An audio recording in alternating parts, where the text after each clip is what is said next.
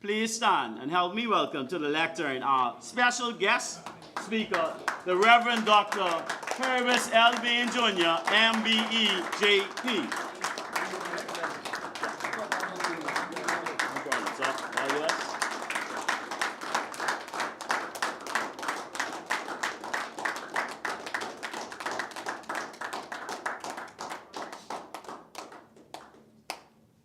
Well, and Have a seat.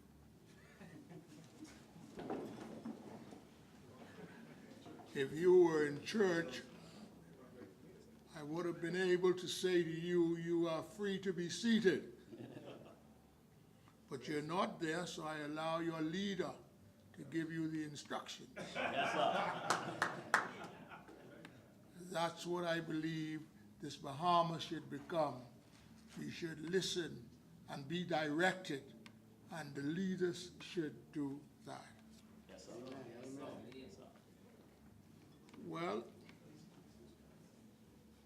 I came with a mind dependent on my watch, and you can guess it because I have the reality of it. I don't know where my watch is, but I had it minutes ago. So I do not know what your time frame was all about, but let me help you. Let me help you with some points, and I think I'm going to come center and deal with some national symbols. Yes, sir. And we won't have to get up and guess anything. And I trust that for this group, tonight is the last night that you refer to the black in the flag as referring to the people. That's wrong. That's what I call political mischief. I get his reason. But I should want to share with you some thoughts because all of this is very new to us. I had no help or little help in the preliminary work of designing all of this. And that's not a very good feeling when you want to move ahead and there's nobody to help, nobody with a helpful opinion. But I stumbled through, and when I saw that the work was received by the College of Arms in London, I realized that, wow, I have done that which ought to have been done. And my right hand, I am right-handed, was elongated, and I put in the back of me, and I rub it all over that area you call my back, because I felt that I had made a contribution. Let me begin by taking you back prior to 1973. In 1973, we had no national flag as you have had it displayed here, and we had no coat of arms as is usually marked wherever we go. Those things had to come into being. Let me help you. I'm not very talkative on some of the details, but let me perhaps allow you to be among the first that will hear some things. The then Premier, Lyndon Pinden, called me from my classroom in Government High School. And I said to him that I was willing to meet with him after class that afternoon. And I went to his office, and I will say to you now, because some of you look like big shots.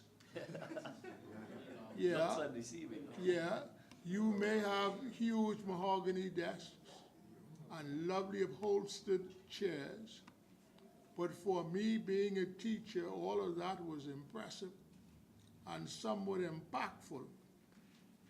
And so when I went into his office and saw the desk that he was sitting behind and the chair that he offered me to sit in, I thought, wow, I have arrived.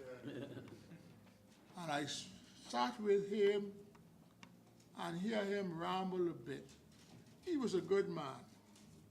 Now, when I use a statement like that, I want you to throw away all that you may have heard about him and all the politics and whatever. I'm looking at one trait. He was a good man. He knew how to handle people. He knew how to deal with people. And that's a bit more than you could say for some people nowadays. They just don't know, and that's why some of them fail. L.O. Pinland knew how to handle you. Let me tell you what he did that knocked me off. He left his seat behind the desk, and he came out in the front of the desk where I was. And he sat where his hand was able to reach me. And so he was able to do numbers like this. Ah, man, you could do that. And I thought, well, gee, this man's supposed to be a big man in this country, and he's shaking me up that way. I spent about an hour to an hour and a half with him, hoping that he would tell me what he wanted. I left there not knowing what he wanted. But that's exactly what he said to me. He said, they say, you can get us what we want. Go ahead and do a good job. And I thought, gee, boy, I'm in some mess. This is the chief executive in your town, and you don't wish to fail in his presence. No. And so I left there tipping. I spent about 18 months just trying to put ideas together for this coat of arms. And let me tell you something so you can appreciate this a bit. This was a period when the only thing that has been taught to us, and of course I look at y'all, ain't none of y'all been in my class. So I could tell you all some stories. You know, they taught me when I was coming up that there's nothing good about the Bahamas. No, nothing good. No trees. It had no animals that you can look up and become proud of. It just is absolutely nothing. I went to the Supreme Court and I saw some of the British symbols, which I didn't understand. But I rambled through. I went to Miami, University of Miami, and I went down in the Caribbean, and I looked and I looked, and I didn't see anything that would impress me. The creative spirit came to me and said, homeboy, you have to put it together. Ain't nothing you can copy. Go ahead and put this thing together. And so my sketchbook, I don't know where it is now, but I had a huge sketchbook in which I sketch from the lobster to to crabs, to conch, trying to determine what can lend itself to the discipline of a coat of arms. I tried everything a piece at a time, a piece at a time, a piece at a time, until finally I arrived at the conclusion that you now see today. Let me tell you how that played up on my mind. I knew when I was doing that was going to the College of Arms. I'll tell you about the College of Arms. The College of Arms was like COB, an institution apart from the British government. It had the responsibility of handling things like coat of arms and flag.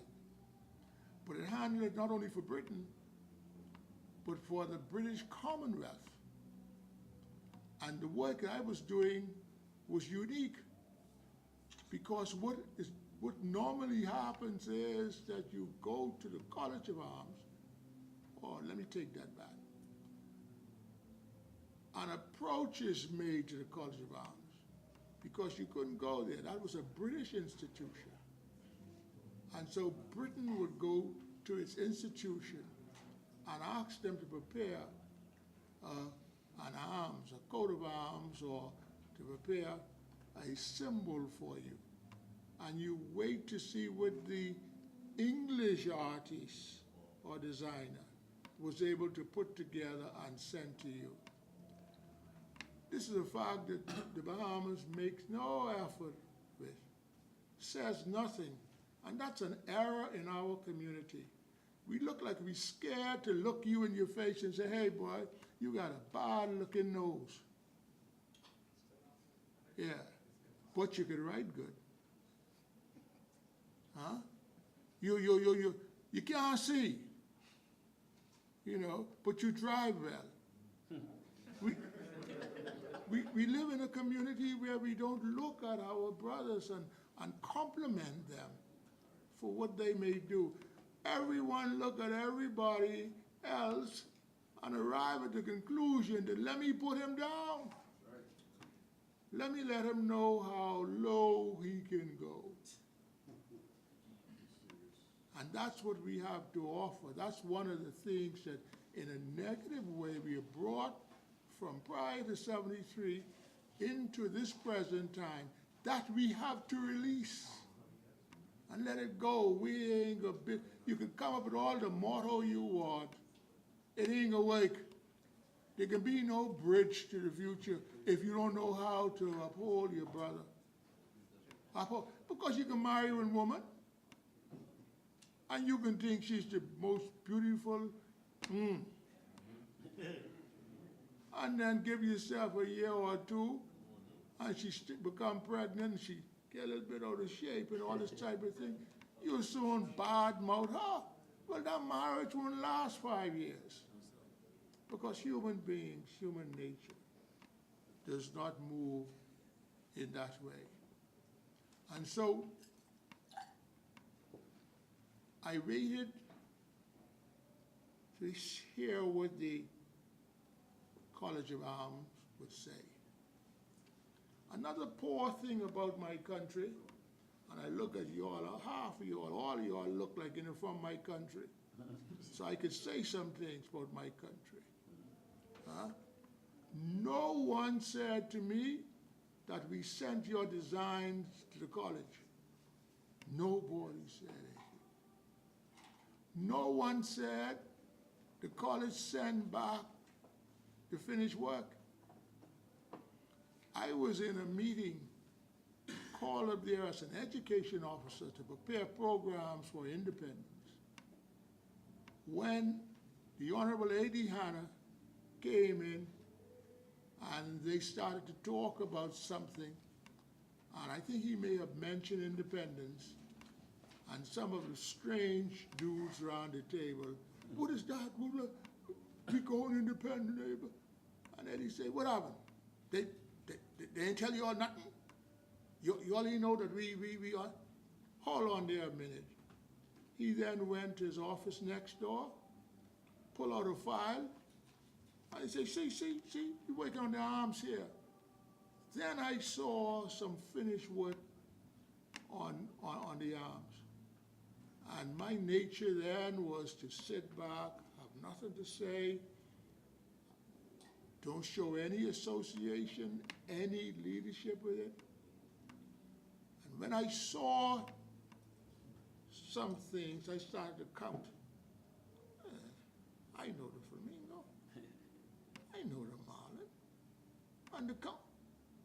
I came to the conclusion with a hurtful heart that that was my work. That was my work. Then A.D. came from where he came and we say, you all look at that. See, done by your colleague here. Your colleague here produced that. That's where I saw the finished work for the first time. Made no difference.